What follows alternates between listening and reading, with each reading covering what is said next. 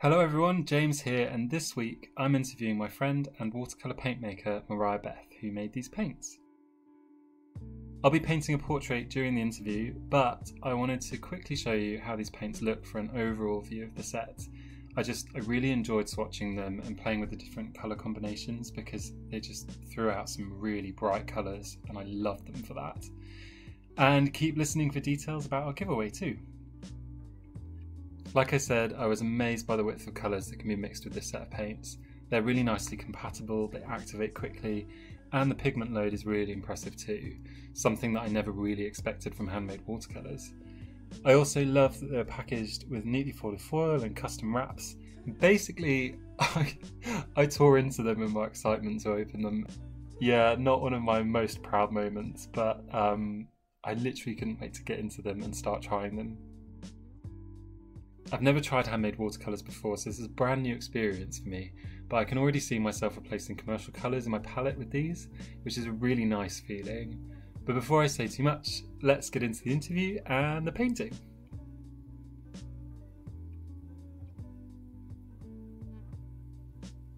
Okay, so now that you've seen me open the paints and try them out, I'm so excited to welcome my friend Mariah to the channel today, because we're collaborating on a giveaway for her handmade watercolours. Firstly, Mariah, I'd like to say I really love the paints. I can tell that a lot of time and love for the process went into it. Before I gush too much, do you want to tell everyone about how the project came about? Yeah, and I guess hi, firstly. And obviously thank you, James, for collaborating with me. This has been a long time in the works for both of us. A lot of work's gone behind the scenes. But I guess how we came to this collaboration and how the project came about started with me sliding into your DMs, I guess. You posted a story. I'd been following you for a few months and you're absolutely one of my favourite artists that I was following on Instagram, and you still are. But you posted a story comparing your old artwork to your current artwork, and it was like a year difference, I think, between the artworks, maybe less. Yeah. And I wasn't one to message people on Instagram, but I was just so amazed that I had to send you a message and tell you how impressed I was.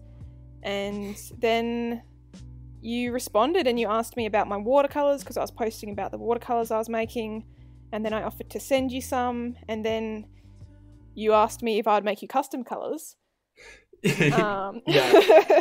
So this is one of the things that I'm quite embarrassed about this actually, because at the time I didn't really realise how much effort went into making watercolours, and there's hours and hours of not only mulling but experimentation to get the formula right. Yeah, but I think I didn't have much going on at the time and I was pretty bored and I was loving making watercolours, but you kind of gave me a direction to go with. Well, that's good. My cheekiness, I guess it worked out. Off. Yeah. Anyway, so that's kind of where it started from, and from there we just started building a palette, and it wasn't the 6 colours that you see now. It didn't start off that way. I think at one point we had 7 colours. Yeah. And there's a whole issue with what tin size do we want and how do we fit it into something that looks nice as well. So we ended up with these 6 colours after quite a bit of back and forth. But yeah, I guess that's how it started. Yeah. And then, well, the exciting thing about the collaboration is that, if people couldn't guess by the title of the video, is that we're doing a giveaway. So a full set of paints will be the top prize with the painting that I'm painting right now. So you get the original and a full set of the 6 paints. The giveaway goes live on Saturday the 24th of October on both of our Instagram accounts, and the prize draw will be done on Sunday the 1st of November. So I'll post the links to both of our Instagram accounts below, and I'm also going to post Mariah's YouTube channel link below as well. You really need to check her work out. It's really beautiful, and you really need to see what she's doing with gouache. Yeah, make fun of me for saying it that way. Gouache. Like gouache. But yeah, some wonderful videos over there, so make sure you go check her out. I think another thing worth mentioning is the launch date that the paints will actually become available. They will be launched on the 2nd of November, so the day after the winners are announced for our giveaway. the paints will be launched, and there'll be more details about a time zone for the launch date, closer to the date. So to everyone listening, we've selected a charity that 5% of the profits will go to. Mariah, do you want to talk a little bit about the charity and why we chose it? Yeah, of course. So the charity is a Queensland-based charity, so that's in Australia. It's called Farm Animal Rescue, and it's a sanctuary for farm animals. Often the animals were animals that were due to be slaughtered, and instead they live out their lives on this sanctuary. I guess one of the reasons why this was a charity that we were drawn to, and that I was drawn to, is because the paints themselves don't have any animal products in them, and we thought that aligned nicely with the paints. And I mean, we both also think it's a very lovely charity, and we'll link it down below so you can check it out if you want. They do some lovely stuff with the animals and have some really cute photos of their residents. So I want to talk a little bit about the paints themselves. It's quite a different experience using handmade watercolours versus commercial paints. So what do you think makes that experience of painting with them so special? I think handmade watercolours firstly have such a uniqueness to them. The range of colours in handmade watercolours is huge, and it's really amazing just to see the different colours that people come up with. But I also think that you don't have any fillers in the paints as well. So fillers can be beneficial in many ways to paints. Things like cadmiums can have a filler that helps brighten the paint or something like that.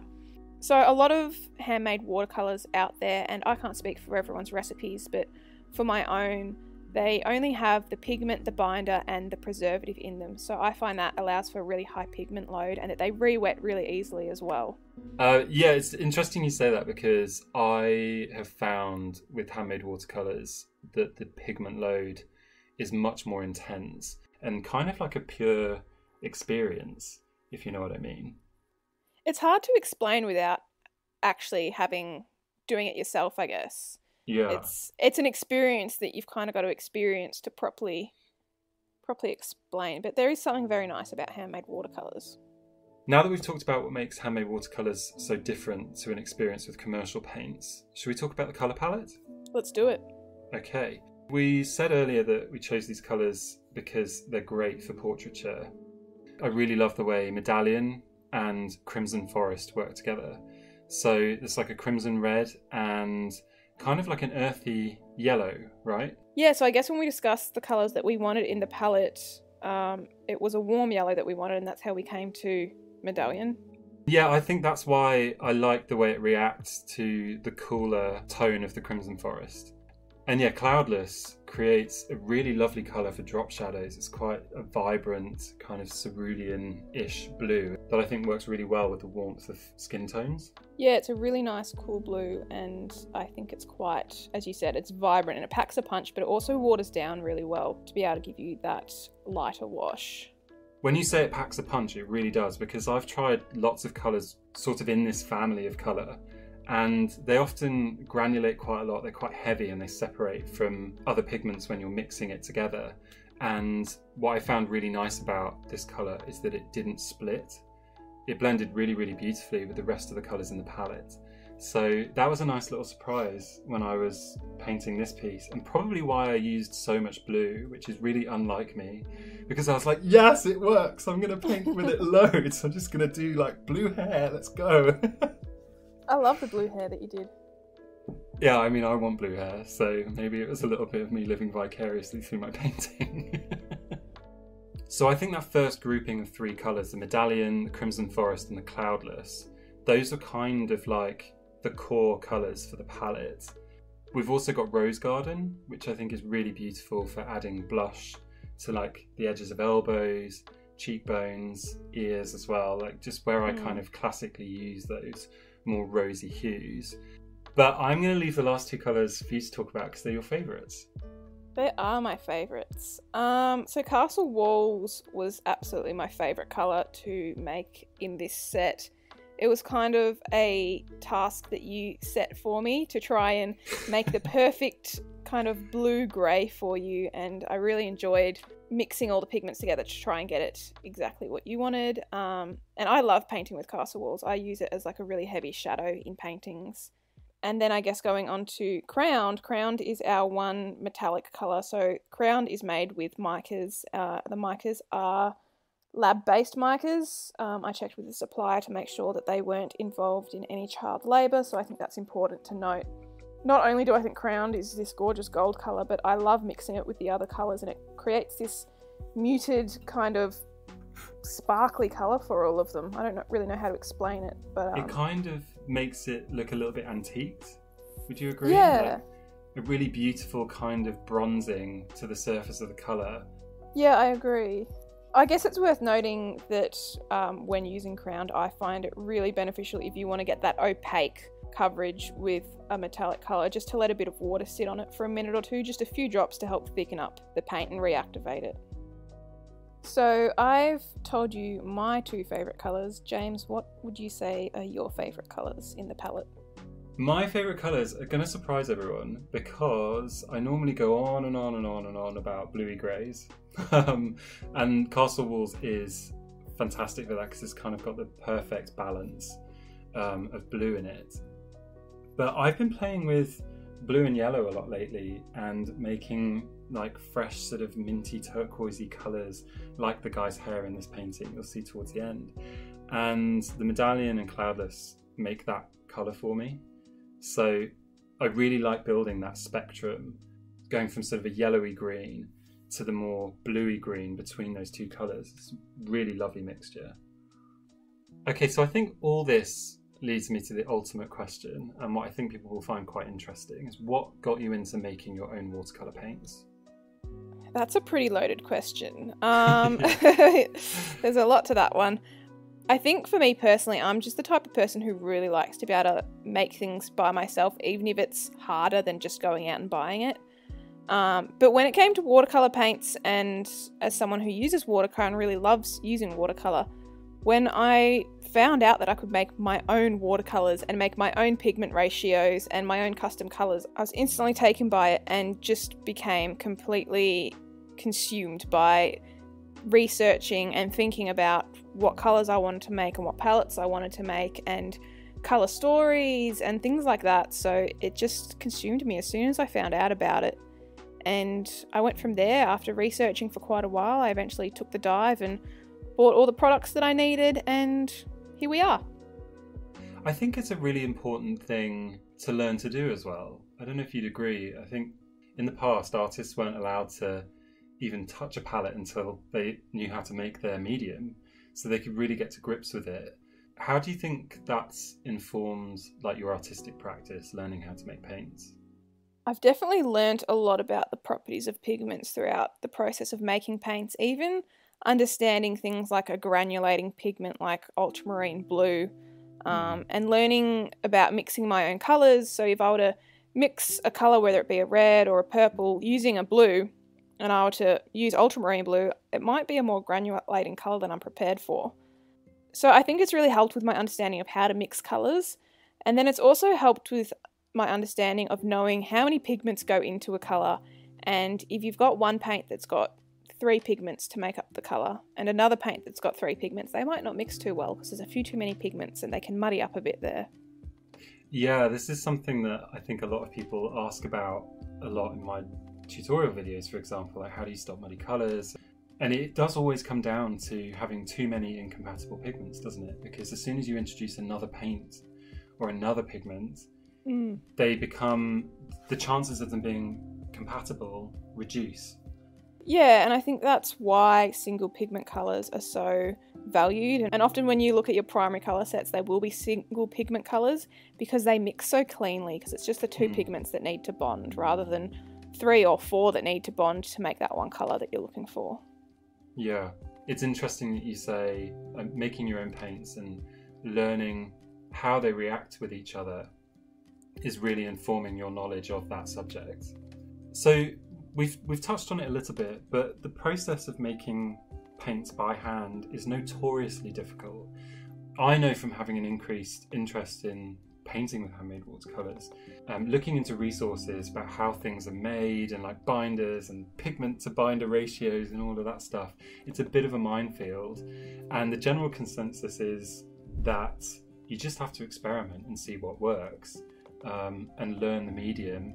How did you find that process when you were just starting out? Yeah, I think over the last year, a lot more information has become available. And I can't emphasize enough how important it is to spend the time to research and get that information as much as you can, like find as many sources as you can and get that information. But as you said, it gets to a point where you do need to experiment and try out binder recipes. There's plenty of them online. You've just got to look for them.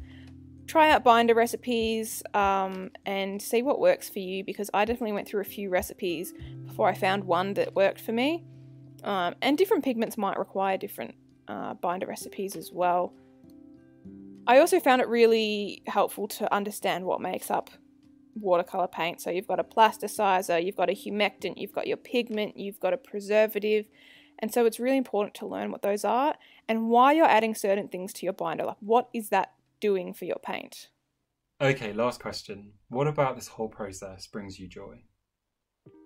There's a lot of things about paint making that brings me joy. I think I touched earlier on the creative aspect of playing with pigments and creating your own colours and creating colour stories as well within palettes. I think that's really important to me. But one thing that I really enjoy about the actual process of mulling paint is how meditative it is. It's so soothing and mindful to go from a pigment and a binder, and slowly over the process of mulling them, it becomes really smooth and buttery. You know, some pigments don't, I guess, marry with the binder as quickly, but over time they become a really smooth consistency, and there's just something really nice about mulling them. About getting them to that point? Yeah. Because that must be, I mean, I know that mulling can take hours, so it must be really satisfying when you get to that final stage and you're like, it's coming together, this is going to be a good paint. What's that like? It's really great. One thing especially that after so much effort has been put into it, right? Yeah, you've got to get a good TV show going, or I use I get like a playlist of other artists on YouTube going. I can spend ages mulling a paint, and time kind of escapes me when I mull a paint. So when someone will ask, how long did you mull this for? I'm like, well, about 2 episodes of this show probably, or, you know, or this movie. But yeah, just watching all those pigments, especially for multi-pigment colours, watching those pigments slowly marry together, because some pigments really do, I guess, dissolve and become smooth really quickly. But then when you mix that with a pigment that resists the binder for a bit longer, it's really satisfying when they slowly start to come together and the true colour of the paint starts to show. Nice. I think when you say about it being quite a meditative process, I find that with painting in itself as well. I find that my mind goes to things that I thought I'd completely forgotten, that just were no longer in my head, and sometimes they're good memories and sometimes they're not so good memories. But I find my mind flashing back to those moments, and it's kind of, I'm not sure if cathartic is the right word, but I'm going to use it anyway because I think that's the only word I know how to describe the feeling. I definitely think we're both the type of people who put emotion behind our artwork. Yeah. I have a piece called, I think it's called Grief, that I probably did it about a year ago, but even now looking back on it, I don't know if other people will see what I put behind it, but being able to put that emotion and visualize that emotion into a piece of artwork is really powerful. Yeah, definitely. I think that is what makes a good piece of art, you know. Forget technical skill and all sorts of things that like artists always worry about. And there's that constant balance of like, my skills are overriding my ability to see and all that stuff that we're not going to go into. But I think when emotion is put into a piece, I'm certainly most proud of those artworks. And it sounds like you are too. We've gone like a little bit off piece from the question, haven't we? But I think it all ties together, this whole process of being creative, of allowing our emotions to keep us being creative and push us forward in that way, whether that's making paints, making a painting, whether you're crocheting or whatever it is you're doing. I think it's an essential part of the process. Absolutely, and I think we need to start a podcast because we've got a lot to talk about. I think we should, because also Like, nobody will have heard this, but the amount that we've cut out of this interview where we just talk nonsense is quite staggering. We've both got very distracted minds, and it takes us in very different directions. And also, we'll spend like half an hour, 40 minutes on the phone before we even hit record. That's on a productive phone call.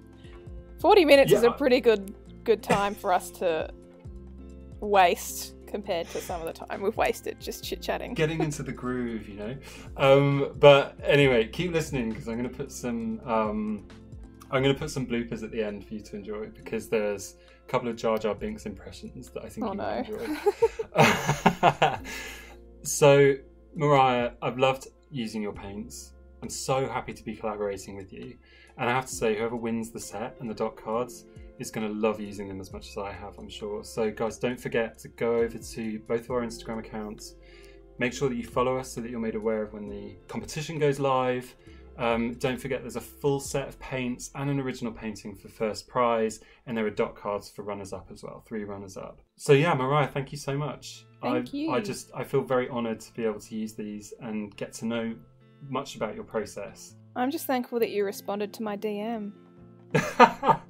That's something, isn't that what social media is for?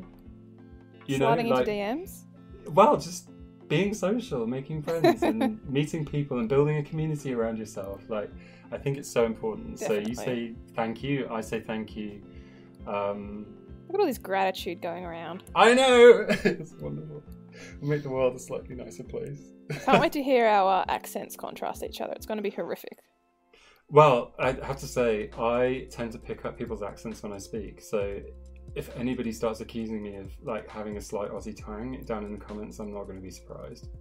Gouache. Gouache. There's a word for it, and I don't know what it is. If I find it, I'm going to put it on the screen right now, because there is a word for when people mimic accents, and it's not done intentionally. It's something like deeply ingrained in our brains that's like to ingratiate ourselves. Let me with fit meeting in. new people. Yeah. I didn't know this, and I used to know somebody that actually studied this kind of this. It's not really a phenomenon, but yeah. And I didn't realise that was actually like a thing that you could study. That's a niche interest.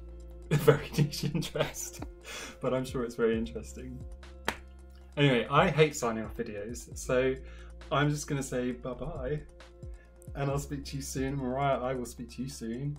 And if anybody has any questions, pop them down in the comments below. And take a look at all the links. Bye! Bye!